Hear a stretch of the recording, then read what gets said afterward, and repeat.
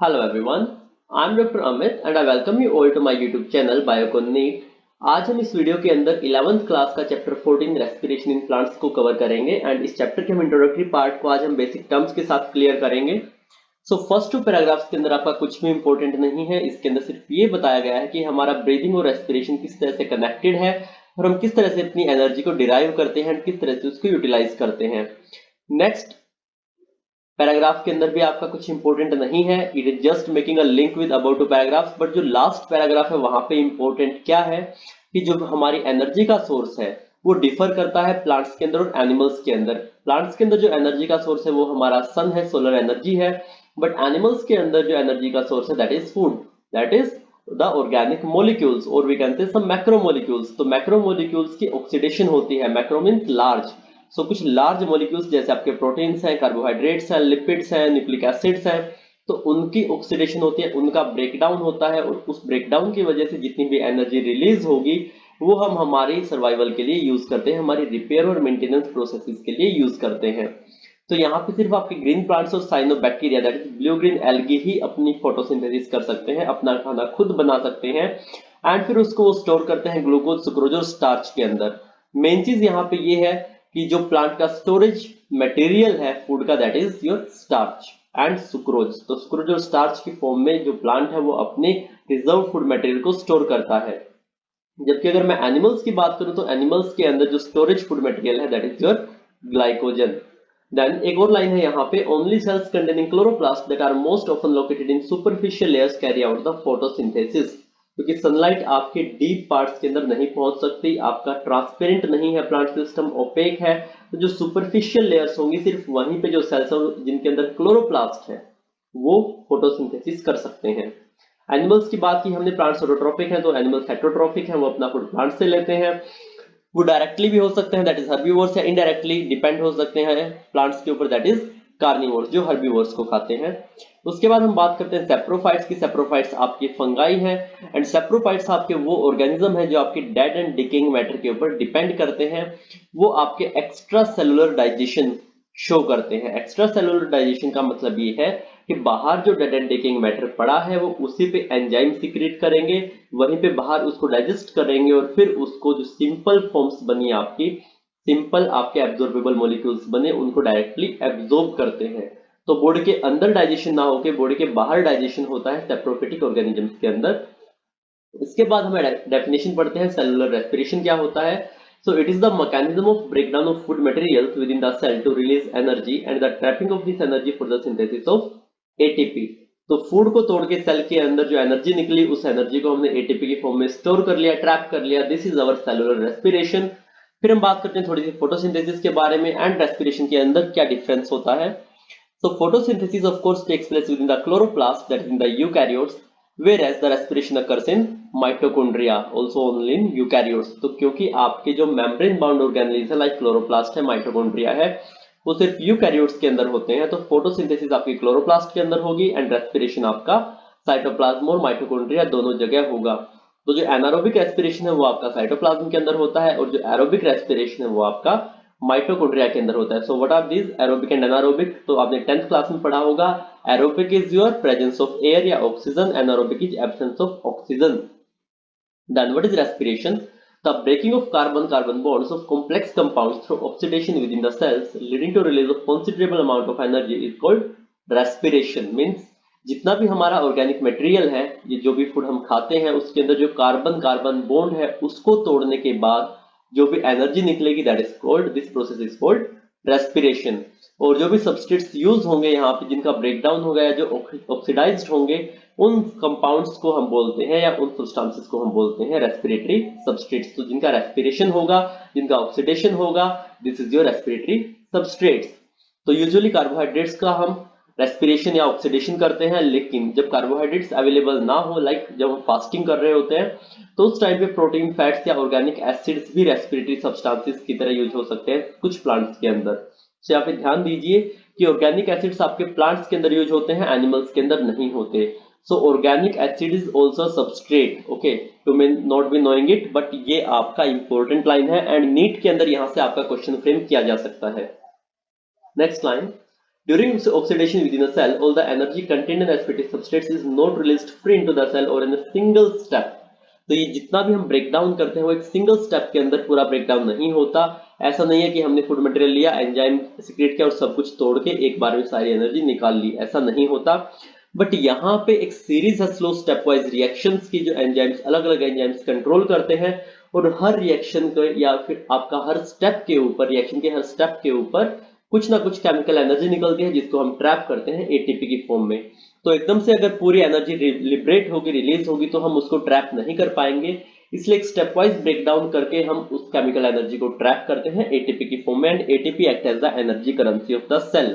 तो अगर हमें डायरेक्टली यूज करनी है तो भी हम एटीपी को यू कैन से सिंथेसाइज करेंगे। अगर इनडायरेक्टली करनी है या फिर बाद में कभी स्टोर करके कभी बाद में यूज करनी है एनर्जी, तो भी हम एटीपी की फॉर्म में स्टोर करेंगे।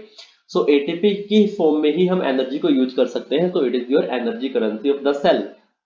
Then the last line is very important. The carbon skeleton produced during respiration is used as precursor for biosynthesis of other molecule in the cells। कहने का मतलब क्या है कि जो भी आपका एक मैक्रोमोलिक्यूल था उसको तोड़ के एक माइक्रोमोलिक्यूल बना, तो वो माइक्रोमोलिक्यूल आपका दूसरे सब्सटेंसेस के लिए आपका एक प्रिकर्सर का काम करेगा। मींस उसके कार्बन कार्बन एटम से या उसके कार्बन स्केलेटन से आपके दूसरे मॉलिक्यूल्स बनेंगे। So it is functioning as a precursor for the biosynthesis of other molecules. तो ये हमारा फर्स्ट इंट्रोडक्टरी पार्ट था। उसके बाद हमारा फर्स्ट सेक्शन शुरू कर दिया इस चैप्टर का 14.1 डू प्लांट्स ब्रीथ। क्या प्लांट्स ब्रीथ करते हैं, क्योंकि ये यूनिट आपके प्लांट फिजियोलॉजी के ऊपर है।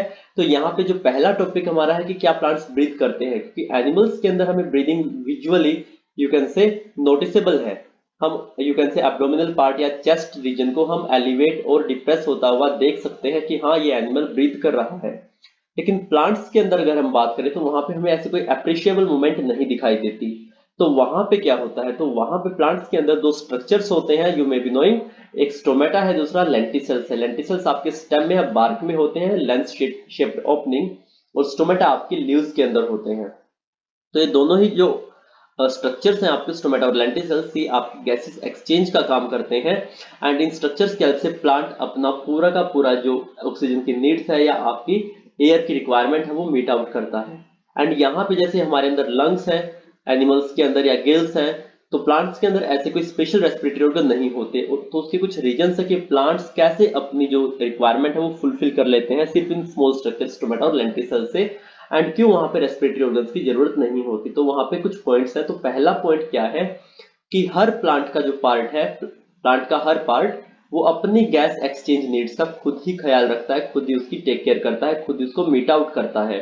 दूसरा कि प्लांट्स क्योंकि लोकोमोशन नहीं करते और वहां पे एनर्जी नीड्स ज्यादा नहीं है, तो वहां पे गैस एक्सचेंज के लिए ज्यादा आपके जो गैसेस एक्सचेंज के लिए जो डिमांड है वो ज्यादा नहीं है प्लांट्स के अंदर। Root stem and leaves respire at rates far lower than animals do. And photosynthesis के टाइम भी आपका हर लीफ अपनी अलग से अडेप्टेशन रखता है, अपनी अलग से फोटोसिंथेसिस के टाइम पे अपनी रिक्वायरमेंट को मीट करता है। Third point, the distance that gases must diffuse even in large bulky plants is not great then, कि यहाँ पे कि एनिमल्स के अंदर क्या है कि एक कॉम्प्लेक्स ऑर्गेनाइजेशन सिस्टम है, हर सेल के अंदर डिफ्यूजन पॉसिबल नहीं है। लेकिन प्लांट्स के अंदर क्योंकि डिफ्यूजन हर जगह से हो जाता है, हर लीफ के अंदर, हर स्टेम के अंदर, तो हर पार्ट के अंदर, हर रीजन के अंदर प्लांट्स के अंदर डिफ्यूजन हो जाता है। तो डिफ्यूजन जो है या गैसेस डिफ्यूजन जो है प्लांट्स के अंदर वो ज्यादा डिस्टेंसेस के लिए नहीं करना पड़ता, इसलिए थोड़े थोड़े डिस्टेंस में डिफ्यूजन से काम चल जाता है। Fourth point, each living cell is in a plant is located quite close to the surface of plant। तो सभी जो लिविंग सेल्स हैं, क्योंकि अंदर आपकी लाइक जाइलम की अगर मैं बात करूं तो जो आपके वैस्कुलर बंडल है जाइलम के अंदर उसका मेजोरिटी पार्ट आपका क्या है, डेड है। तो वहां पे ऑक्सीजन की नीड नहीं है इतनी। तो जितने भी लिविंग प्लांट्स हैं वो आपके सारे सेल्स, ओके, जितने भी आपके लिविंग सेल्स हैं वो प्लांट के सरफेस के क्लोज सिचुएटेड है। दैट्स वाई कि वो अपना डिफ्यूजन खुद कर सकते हैं एंड वहां पे रेस्पिरेटरी ऑर्गन की जरूरत नहीं पड़ती। तो अगर हम बार्क की बात करें तो वहां पे लेंटिसल्स हैं, that is your lens shaped opening present in the bark, okay. And जो इंटीरियर के सेल्स हैं वो डेड है और सिर्फ मैकेनिकल सपोर्ट प्रोवाइड करते हैं। फिफ्थ अगर हम बात करें तो वहां पे एक interconnected network of air spaces है, जो कौन प्रोवाइड करता है, it is provided by loose packing of parenchyma cells. तो लीव्स के स्टेम्स में और रूट्स में यहाँ पे आपकी जो पैरेन्काइमा सेल्स की लूज पैकिंग है उनके बीच में आपके बहुत बड़े बड़े इंटरसेलुलर स्पेसेस हैं जहां पे एयर आसानी से इजीली आपकी डिफ्यूज कर सकती है या मूव कर सकती है। तो ये 5 पॉइंट्स थे कि why the plant does not require any respiratory organ. So this is the answer, this 5 points are your answer. इसके बाद हम बात करते हैं इस इक्वेशन की। तो इक्वेशन आपने 10th में भी पढ़ी है कि जो ग्लूकोज का कंबशन अगर हम करते हैं, ग्लूकोज की ऑक्सीडेशन करते हैं, तो वहां पे 6 ऑक्सीजन के रिक्वायरमेंट्स, 6 ऑक्सीजन के मॉलिक्यूल्स की रिक्वायरमेंट होती है एंड यहाँ से आपका 6 CO2 plus 6 H2O plus energy liberate होती है। एनर्जी आपकी 36 ATP यहाँ पे एक ग्लूकोज मॉलिक्यूल से रिलीज होती है। ये 36 ATP कैसे आता है, कहां से आते हैं, ये हम आगे की वीडियोस के अंदर जब हम रेस्पिरेटरी बैलेंस शीट को प्रिपेयर करेंगे तो वहां पे हम पढ़ेंगे। देन नेक्स्ट पैराग्राफ के अंदर सिर्फ यही है जो हमने पहले डिस्कस किया कि जो पूरी की पूरी एनर्जी है वो आपकी स्मॉल स्टेप्स के अंदर रिलीज होती है। तो यहाँ पे जो पैराग्राफ है, लास्ट पैराग्राफ आज की वीडियो का, ये है कि रेस्पिरेशन की प्रोसेस के टाइम पे जो ऑक्सीजन है वो यूटिलाइज्ड होती है और कार्बन डाइऑक्साइड, वाटर और एनर्जी रिलीज होते हैं। तो ये हमने इक्वेशन में भी देखा है कि ऑक्सीजन आपकी यूज होती है एंड CO2 और H2O और एनर्जी आपकी लिबरेट होती है। So this is your respiration. Then the combustion reaction requires oxygen but some cells live where oxygen may or may not be available। देखिए नॉर्मली हमने कहा कि जो कंबशन है, रेस्पिरेशन भी एक टाइप की कंबशन है क्योंकि वहां पे आपका सब्सटेंसेस का ब्रेकडाउन हो रहा है, हीट जनरेट हो रही है, एनर्जी जनरेट हो रही है। तो नो डाउट कंबशन के लिए ऑक्सीजन की रिक्वायरमेंट है, लेकिन कुछ सेल्स ऐसे हैं जो ऐसी जगह पे, ऐसे हैबिटेट में रहते हैं जहां पे ऑक्सीजन की अवेलेबिलिटी नहीं है। तो पहली बात कि जब हमारा प्रिमिटिव एटमॉस्फेयर था, जब इवोल्यूशन शुरू हुआ था या अर्थ बननी शुरू हुई थी, तो तब ऑक्सीजन आपकी अवेलेबल नहीं थी। तो उस टाइम पे जो आपके प्रिमिटिव ऑर्गेनिजम्स थे, जो आज भी उनमें से कुछ प्रेजेंट है, तो वहां पे उस टाइम पे ऑक्सीजन नहीं थी, तो उन्होंने अपने आप को ऑक्सीजन की एब्सेंस के अंदर सर्वाइव करना सीख लिया, अडेप्ट कर लिया। सो वो आपके एनारोबिक ऑर्गेनिजम्स हैं, वो एनारोबिक कंडीशंस के अंदर सर्वाइव कर रहे हैं। अब जो एनारोबिक ऑर्गेनिजम्स हैं वो दो टाइप के हैं, एक आपका फैकल्टेटिव एनारोब्स है, दूसरे आपके ऑब्लिगेट एनारोब्स हैं। दोनों के अंदर कुछ माइनर सा डिफरेंस है। अगर आप ये दो बेसिक टर्म्स सीख लेंगे, फैकल्टेटिव क्या होता है और ऑब्लिगेट क्या होता है, इट मींस ये आपका पूरा का पूरा कंसेप्ट क्लियर हो जाएगा। तो फैकल्टेटिव एनारोब्स क्या होते हैं? Word facultative means false, means normally वो आपका, अगर मैं फैकल्टेटिव एनारोब्स की बात करूं, फैकल्टेटिव एनारोब्स की बात करूं, तो यहाँ पे नॉर्मली वो आपके क्या होते हैं, आपके एरोबिक होते हैं। लेकिन अगर थोड़ा बहुत उनको एयर की एब्सेंस भी मिले, उनको ऑक्सीजन ना भी मिले, तो भी वो सर्वाइव कर सकते हैं। So these are facultative anaerobes, normally aerobic. Facultative means false, false anaerobe. False anaerobe होंगे तो क्या होंगे, वो एरोबिक होंगे एंड अगर ऑक्सीजन नहीं मिलती तो वो थोड़े बहुत आपके एनारोबिकली सर्वाइव कर सकते हैं। सो this is your facultative anaerobe. जबकि ऑब्लिगेट का मतलब होता है ट्रू, मींस आपके जो ऑब्लिगेट एनारोब्स होंगे वो सिर्फ और सिर्फ एनारोबिक होंगे। अगर ऑब्लिगेट एरोबिक की बात करूं तो वो सिर्फ और सिर्फ एरोबिक होंगे। अगर ऑब्लिगेट एनारोबिक है तो वो ऑक्सीजन की प्रेजेंस थोड़ी सी भी आपकी टॉलरेट नहीं कर सकता, लेकिन अगर ऑब्लिगेट एरोब है तो वो आपकी थोड़ी सी भी ऑक्सीजन की एब्सेंस टॉलरेट नहीं कर सकता। So this two are different things.